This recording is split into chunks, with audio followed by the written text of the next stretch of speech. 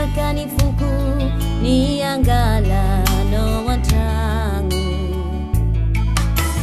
kinanzu sherie alae lunuila zako refanande atani zai tineti mama naro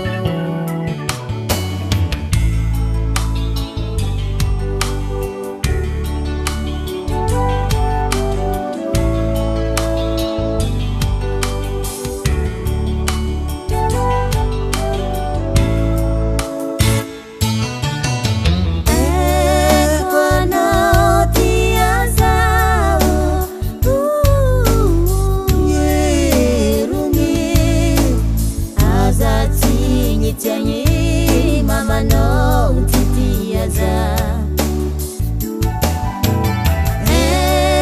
kwano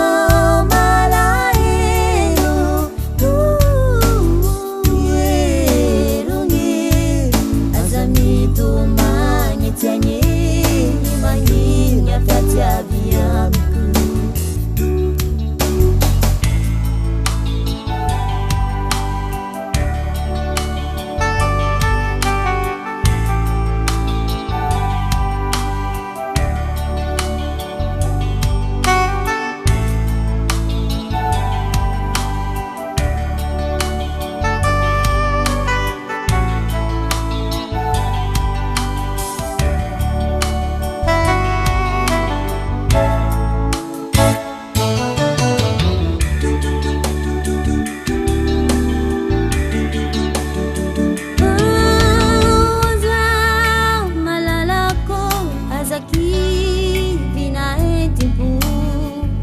nivadi hunu mana pandi yanga uatuat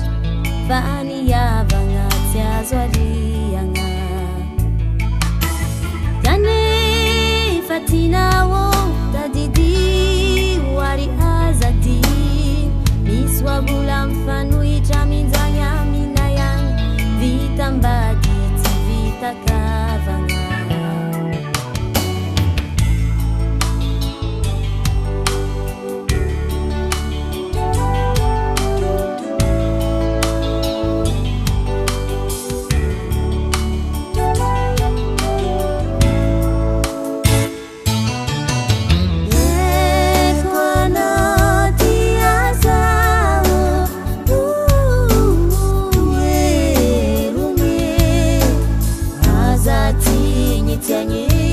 mama no titiaza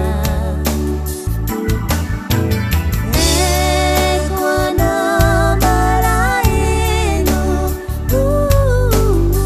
yerungi azamitu